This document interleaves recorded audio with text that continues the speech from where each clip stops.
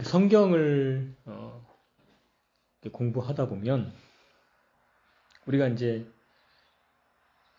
상식적인 수준에서 성경을 이렇게 보면 성경은 역설로 가득해요.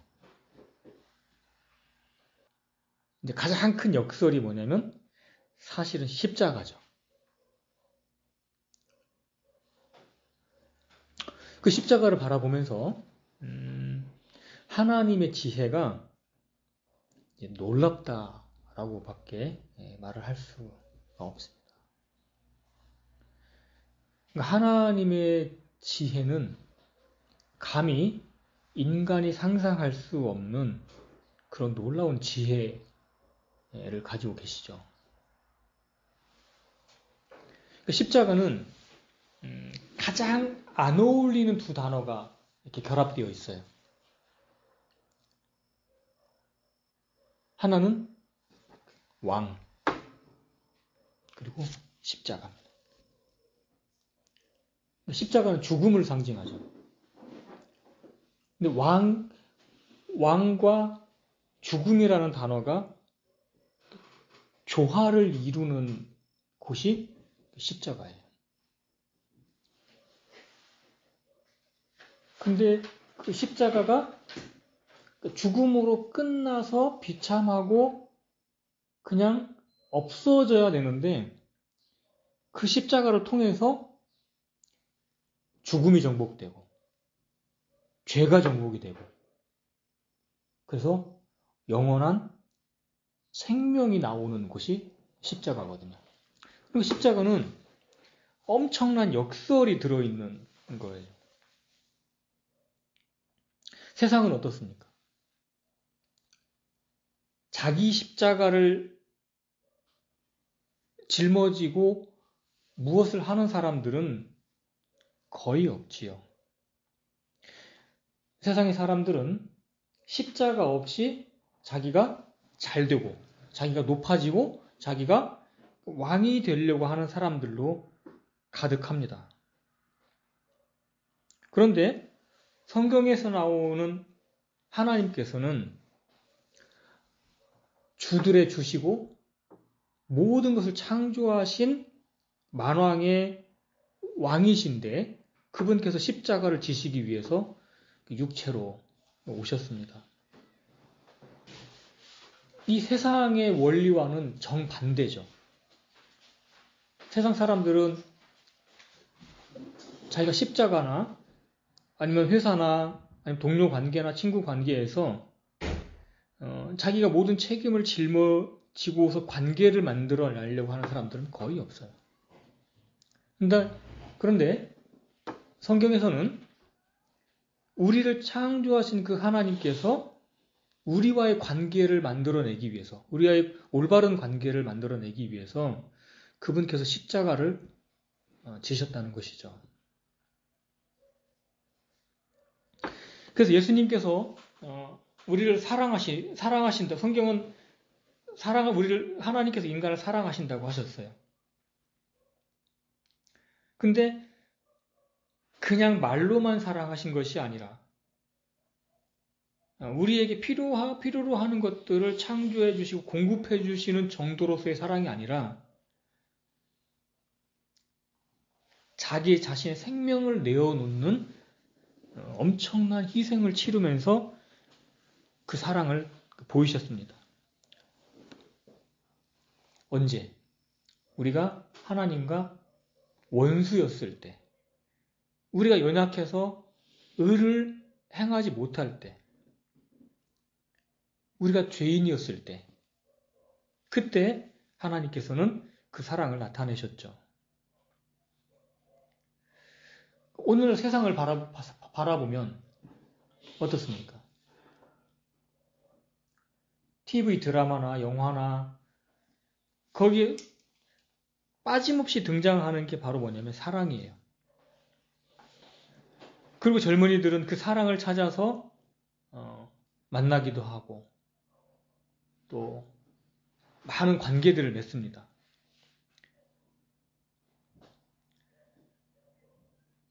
그렇게 사랑을 갈구하면서 그 사랑을 찾고 또 사랑의 관계를 이어가기 위해서 사람들은 끊임없이 사랑을 갈망하고 또 그 사랑을 예찬하고 있어요.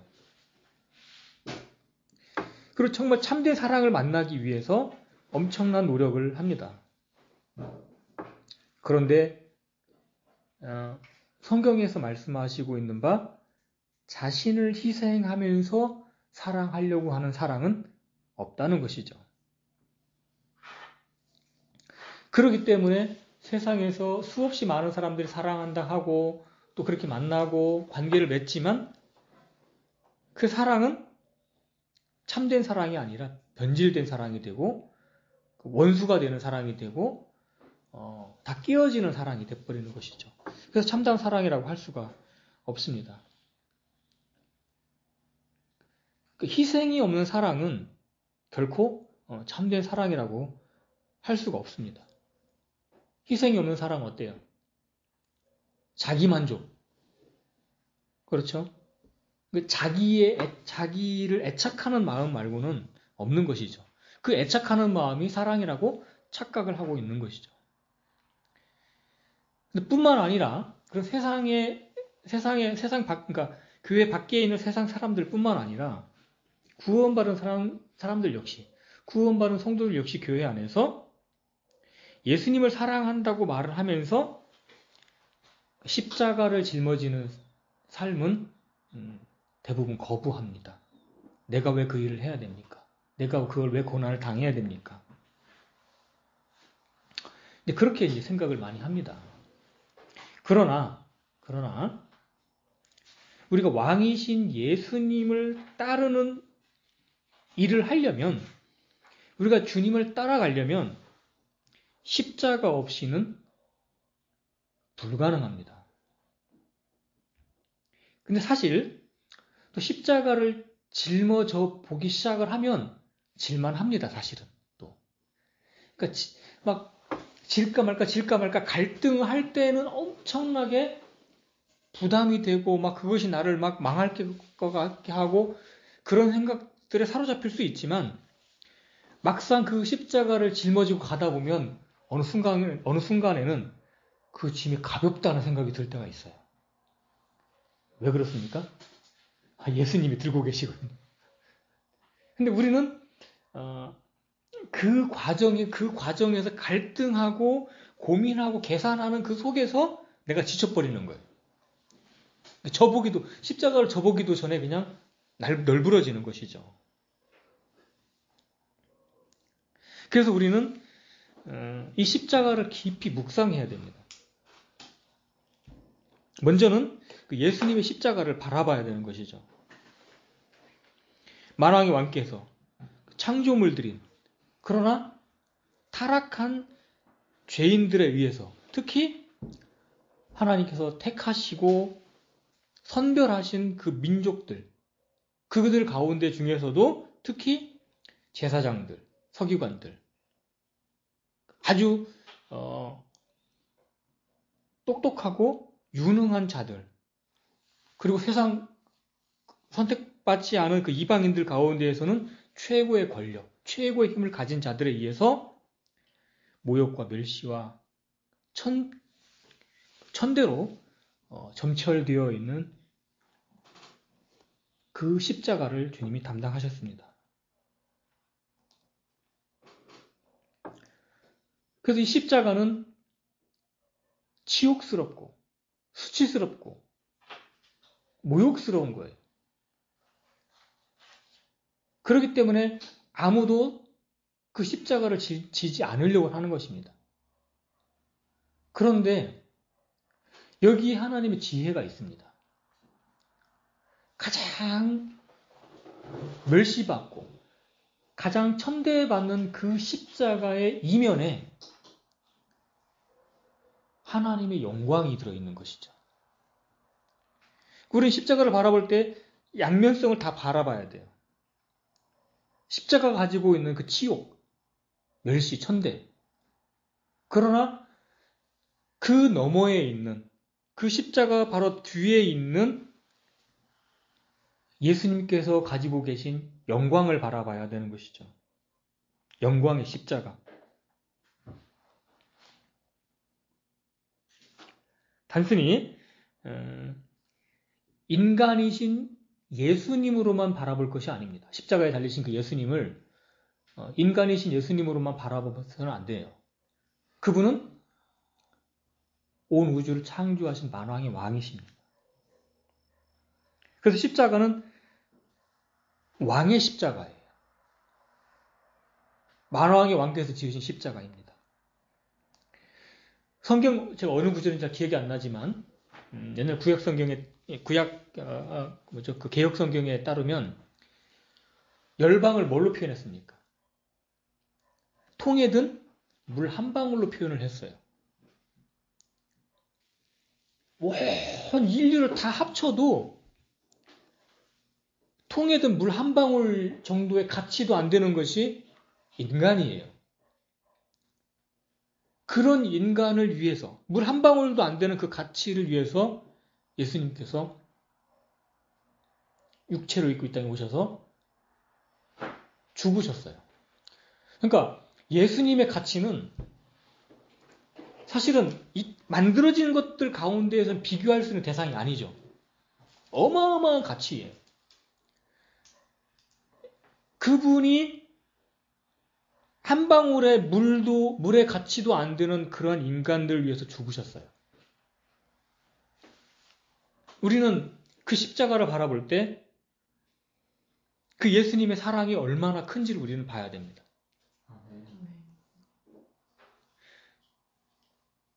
그분의 십자가, 그분의 엄청난 희생이 우리 측면에서는 그냥 값없는 은혜, 공짜로 받는 은혜, 공짜로 받는 구원 이렇게 말을 하지만 사실은 어마어마한 대가가 치러진 거예요. 창조주의 생명이 죽음이라는 대가를 지불하시고 그분의 피가 흘려진 것을 대가를 치러줘서 우리를 구원했습니다. 그러니까 우리의 생명은 어떻습니까? 그 물 한 방울의 가치도 안 되는 그런 존재가 어마어마한 대가를 지불해서 값을 치르고 구원하셨기 때문에 이 예수님의 생명과 그분의 보혈 말고 우리가 율법을 지키거나 안식일을 좀 지켜서 구원을 받을 수 있다고 생각하는 그 자체가 예수님의 십자가 사역을 어떻게 하는 겁니까? 발로 뭉개는 거예요. 저는 그런 주장을 하는 사람들, 특히 복음을 들었다가 타락해서 그런 이상한 교리를 흘러가는 사람들을 보면 제 마음에서 견디기가 어려워요. 있을 수 없는 그런 복음의 본질을 깨닫지 못하는 사람이라고 저는 생각을 합니다. 여기에 또 다른 하나님께서 우리에게 보여주신 역설이 있죠. 아니 그 만왕의 왕 되신 그 예수님의 가치와 물 한 방울도 안 되는 정말 티끌과 같은 우리의 존재로 생명을 맞바꾸셨잖아요. 여러분들이 혹시 금 한 덩어리가 있는데 금 한 덩어리랑 예를 들어서 좀 천하게 비유하면 좀 그러니까 그냥 햄버거라고 합시다.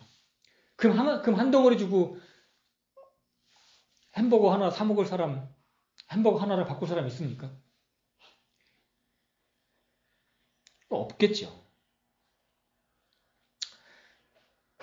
주님께 죄송합니다. 금 한 덩어리, 지금 이 예화가 금 한 덩어리 정도의 가치로 예수님하고 비유가 되는 것 같아서 정말 죄송스러운데, 비교할 수 없는 거예요. 하나님께서는 그 사랑을 제시하셨어요. 어디에서? 십자가를 통해서. 근데 그 사랑을 우리가 어떤 율법을 좀 지키거나 선한 행위를 하거나 무엇을 해서 구원을 유지할 수 있다라고 생각하는 그 발상 자체가 하나님을 모독하는 행위인 것이죠. 예수님의 십자가를 모독하는 행위인 것이죠. 근데 하나님의 지혜는 이 역설이 가능하게 하시는 분이에요.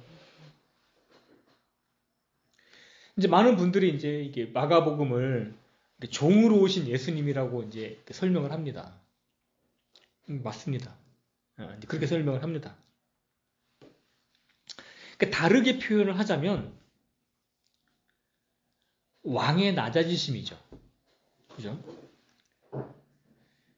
그러니까 다른 성경과 달리 마가복음을 한번 살펴보죠. 마가복음 1장 1절. 뭐 다 성경마다 복음서마다 다 특징들이 있는데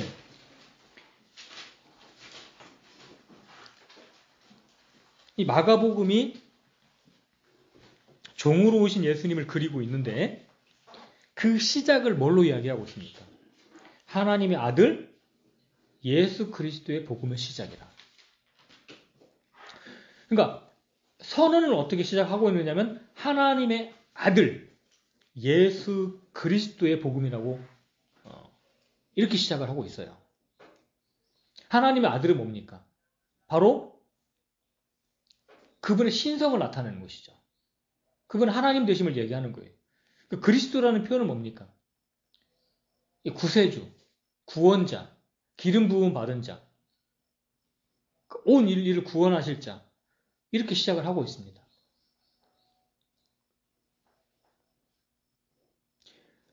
그러니까 왕의 낮아지심을 이야기하고 있는 거예요. 마가복음은.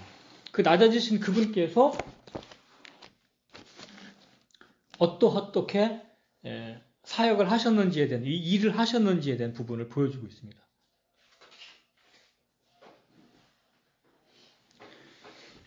이처럼 낮아지는 그것이 결코 영원한 낮아짐이 아니라 영광으로 인도하는 길이라는 것이죠. 예수님께서 먼저 십자가를 지신 것은 구원받은 성도들 역시 십자가의 삶이 필요하기 때문에 그렇게 먼저 가신 것입니다. 예수님께서 친히 어떻게 말씀하셨습니까? 나를 따라오려거든 자기를 부인하고 자기 십자가를 지고 나를 따라오라고 말씀하셨어요.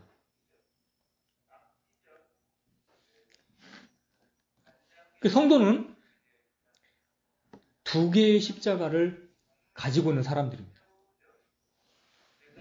하나는 이미 대가가 치러진 예수 그리스도의 십자가입니다. 왕이 지신 십자가에 우리가 믿음으로 동참하는 것이죠. 그러니까 예수님의 십자가를 짊어진다는 것은 그 예수님의 십자가를 실제로 짊어지는 게 아니라 예수님께서 감당하신 것처럼 실제로 우리 십자가에 못 박혀 우리 육체가 못 박혀 죽는 그런 실제의 십자가에 못 박혀 죽는 그것이 아니라 믿음으로 동참하는 것이죠. 믿음으로 연합하는 것이죠.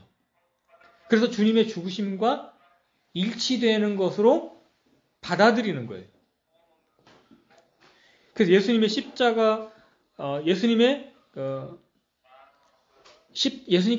십자가에서 죽으실 때 나도 함께 죽었다라고 받아들이는 것이죠.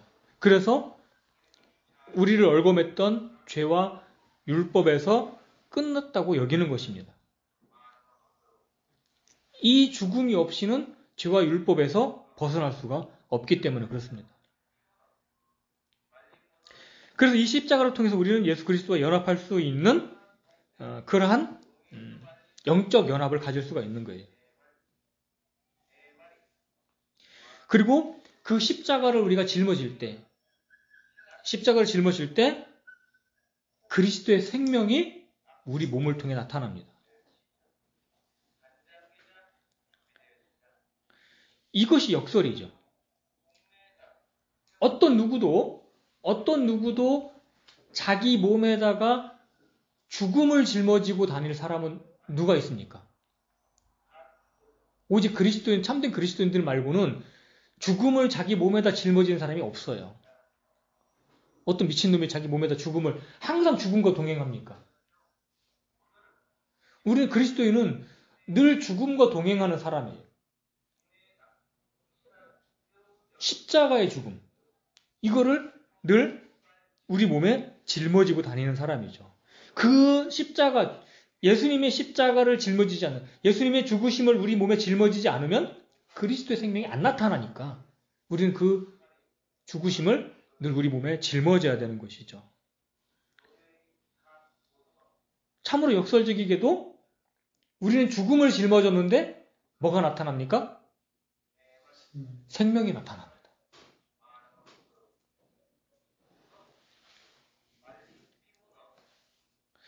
우리가 자연을 봐도 마찬가지죠. 우리가 봄에 되면 씨앗을 심습니다.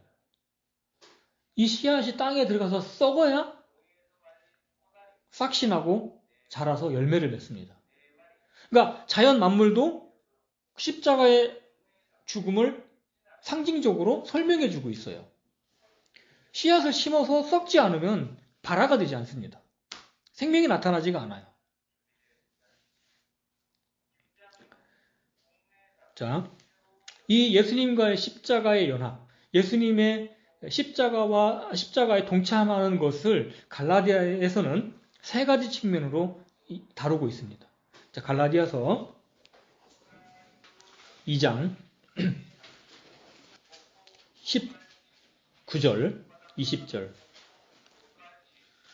내가 율법을 통해 율법에 대하여 죽었나니 이것은 내가 하나님께 대하여 살고자 함이라. 내가 그리스도와 함께 십자가에 못 박혀 있으나 그럼에도 불구하고 사노라. 그러나 내가 아니요 그리스도께서 내 안에 사시느니라. 나는 지금 내가 육체 안에서 사는 삶을 나를 사랑하사 나를 위해 자신을 주신 하나님의 아들의 믿음으로 사노라. 여기 십자가에 못 박혀 있으나 영어 성경에 가서 보면 현재형입니다. 지금 나는 주님과 함께 십자가에 못 박혀 있어요. 죽었다는 거죠. 현재적으로 죽어 있다는 거죠. 그럼에도 불구하고 산다. 이것이 십자가의 역설입니다. 죽었는데 살아있는 거예요. 그러니까 죽음과 생명이 동시에 존재하고 있는데 오직 이 십자가에 못 박혀 있는 죽음과 그리스도의 생명이 동시에 존재하고 있다는 것이죠. 이것이 바로 성경이 말씀하시고 있는 역설입니다. 근데 이것이 세상적 관점으로는 이해할 수 없는 건데 믿는 우리는 어떻습니까? 이해가 되죠. 이게 반드시 우리에게 더 필요하다고 생각을 합니다. 자, 갈라디아서 5장 24절. 그리스도께 속한 사람들은 애착들과 정욕들과 함께 육신을 십자가에 못 박았느니라. 자, 갈라디아서 2장에서는 나라는 존재가 십자가에 못 박혀 있고 또 이 갈라디아서 5장에서는 애착들과 정욕들과 육신을 십자가에 못 박았다고 얘기를 합니다. 자, 이거는 어쩌면 내 안에 있는 세상을 못 박은 거예요. 내 안에 있는 세상. 내 안에 있는 죄성, 내 안에 있는 죄, 이거를 날마다 십자가에 못 박는 것이죠. 자, 갈라디아서 6장도 보겠습니다. 갈라디아서 6장 14절. 그러나 나는 우리 주 예수 그리스도의 십자가 외에 결코 어떤 것도 자랑할 수 없나니 그분으로 말미암아 세상이 나에 대하여 십자가에 못 박혀 있고 나 또한 세상에 대하여 그러하니라. 이거는 나라는 기준으로 봤을 때 밖에 있는 세상, 그죠? 밖에 있는 세상이 나에 대하여 또 내가 세상에 대하여 못 박혀 있다고 이야기를 하고 있습니다. 이처럼 예수님의 십자가와 연합한다는 것은 이 세 가지 측면을 우리 안으로 받아들이고 연합하는 것이죠. 그러나 예수님께서는 나를 따라오려거든 자기를 부인하고 자기 십자가를 짊어지고 따라오라고 하셨어요. 그 예수님의 십자가 외에 또 다른 자기 십자가가 있다고 성경은 말씀하고 있습니다. 어떤 분들은 이걸 같은 것으로 이해를 하기도 합니다만, 이거는 또 다른 십자가라고 생각을 합니다. 그건 우리가 실질적으로 짊어져야 될 십자가예요. 예를 들면 골로새서 1장 24절, 나는, 골로새서 1장 24절입니다. 나는 이제 너희를 위해 내가 고난 당하는 것을 기뻐하고 그리스도의 고난들 뒤에 있는 것을 그분의 몸 곧 교회를 위해 내 육체에 채우노라. 자, 여기 보면 사도 바울이 내가 당하는 고난이 있고 그리스도의 고난이 나옵니다. 근데 엄밀하게 말하면 그리스도의 고난들 뒤에 있는 것이에요. 그러니까 예수님께서 당하신 그 고난은 십자가의 고난이죠. 그렇다고 해서 우리에게 고난이 안 남아있느냐? 그렇진 않다는 거예요. 사도 바울이 복음을 전하면서, 그러니까 사도 바울이 그 예수님의 고난을, 그 예수님의 십자가를 짊어지고 복음을 전하면서 그는 끝없이 고난을 당했습니다. 그는 사도 바울이 감당해야 될 자기 십자가인 거예요. 그러니까 두 가지가 다 있는 것이죠. 그리스도의 십자가가 있고 그리스도의 고난들 뒤에 있는 고난이 있습니다. 그래서 예수님께서는 우리가 짊어져야 될 십자가가 있다는 것을 얘기하고 있는 것이죠. 그래서 우리는 이 두 가지의 십자가를 우리는 늘 생각을 하고 신앙생활을 해야 되는 것이죠. 그러나 이 십자가를 지고 사는 삶이 그대로 끝나고 그대로 치욕스럽게 결말로 이어진다면 우리는 불행한 사람이 될 것입니다. 그러나 성경은 결코 그렇게 말씀하고 있지 않다는 것이죠. 자, 히브리서 2장 9절, 히브리서 2장 9절, 다만 예수님을 보노라. 그분께서 죽음의 고난을 당하시려고 천사들보다 조금 낮게 되셨다가 영광과 존귀로 관을 쓰신 것은 하나님의 은혜로 말미암아 모든 사람을 위하여 죽음을 맛보려 하심이라.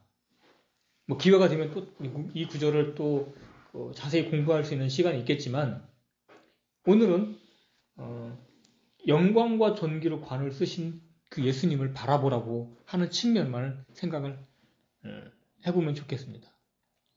그러니까 예수님은 영광과 존귀가 없으신 분인가요? 그분이 누군가에 의해서 영광과 존귀로 관을 씌워져야만 영광과 존귀가 있으셔야 될 분인가요? 그분은 존재 자체가, 그분은 처음부터 존재 자체가 영광과 존귀로 가득하신 분이에요. 근데 지금 히브리서 2장 9절에서 말씀하고 있는 것은 그분께서 인간으로 오셔서 인간으로서 마땅히 행해야 될 것들을 하나님 앞에서 하나님의 뜻을 위해서 수행하고 그 십자가의 고난을 견딘, 그 십자가의 고난을 감당하신 그 결과로서의 영광과 존귀를 말하고 있는 것입니다. 이것은 우리도 마찬가지로 그 길을 갈 때 이와 같은 영광과 존귀로 관을 씌우실 것을 예표적으로 보여주고 있는 거예요. 예수님께서 영광과 존귀가 부족했거나 그분이 없었기 때문에 그런 것이 아니라 이것은 온전히 우리를 위해서 보여주고 있다는 것이죠. 만약에 인간인 아담이 물론 처음부터 영광과 존귀로 관을 씌워줬어요. 아담은 처음부터 영광과 존귀로 가득했습니다. 처음 창조했을 때. 그 영광과 존귀를 잃어버렸죠. 범죄함으로. 근데 하나님께서 계획하신 게 뭐냐면 그 아담이 잃어버린 영광과 존귀를 십자가를 통해서 이제 우리에게 다시 회복시켜 주시려는 거예요. 인간이 잃어버렸기 때문에 인간으로 오셔서 인간으로서 하나님의 뜻을 행하시고 그 십자가를 감당하심으로 말미암아 다시 그 마귀에게로 넘어간 그 영광과 존귀를 다시 찾아와서 우리에게 주시고자 하는 것입니다. 자, 다시 다른 구절도 한번 찾아보겠습니다. 고린도후서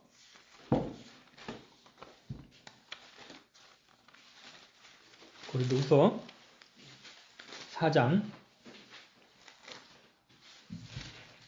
17절. 우리가 잠시 받는 가벼운 고난이 우리를 위해 훨씬 더 뛰어나고 영원한 영광의 무거운 것을 이루느니라. 우리는 보는 것들을 바라보지 아니하고 보이지 아니하는 것들을 바라보나니 보이는 것들은 잠깐 있을 뿐이나 보이지 아니하는 것들은 영원하니라. 그래서 우리가 예수 그리스도께서 지으신 십자가와 또 우리에게 허락되어 있는 그 십자가를 우리가 잘 감당하고 그걸 우리가 짊어지고 살아갈 때 하나님께서는 예수님께 영광과 존귀로 관을 씌우신 것처럼 우리에게도 놀라운 영광과 존귀로 우리를 덧입히실 거라는 것이죠. 그러니까 그 십자가는 양면성이 있는 겁니다. 역설인 것입니다. 이 땅에서 우리가 많은 십자가를 짊어지면 질수록 우리는 많은 영광을 누리게 될 것입니다. 삼손을 보면 어떻습니까? 삼손이 살아있을 때 블레셋을 죽인 자 수보다 그가 죽음으로써 훨씬 더 많은 블레셋 사람들을 죽였습니다. 그 이야기는 뭐냐면 우리가 사는 법을 배우지 않고 죽는 법을 배운다면 우리가 훨씬 더 많은 주님의 사역을 감당할 수 있을 거라는 것이죠. 우리가 때로는 믿음의 길을 가다 보면 마치 끝없는 막다른 골목의 연속인 것처럼 끝이 안 보이는 터널을 지나는 것처럼 끝없이 떨어지는 낭떠러지에 서 있는 것 같은 그런 일을 만날 때도 있을 것입니다. 그러나 우리는 그때마다 십자가를 바라봐야 되는 것이죠. 하나님께서는 때때로 우리가 보기에, 우리가 생각하기에 말도 안 되는 역설로 우리를 올감할 때가 있을 것입니다. 그러나 하나님께서는 그 말도 안 되는 역설을 아름답게 바꾸실 수 있는 지혜가 넘치시는 분입니다. 이제 결론을 지겠습니다. 히브리서 13장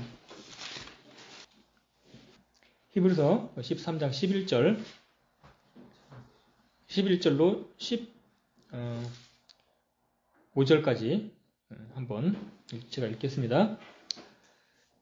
11절 그 짐승들의 피는 죄로 인하여 대제사장이 성소 안으로 가지고 들어가고 그것들의 몸은 진영 밖에서 불사르나니 그러므로 예수님께서도 친히 자신의 피로 백성을 거룩히 구별하시려고 성문 밖에서 고난을 당하셨느니라. 그런즉 우리가 그분의 치욕을 짊어지고 진영 밖에 계신 그분께로 나아가자.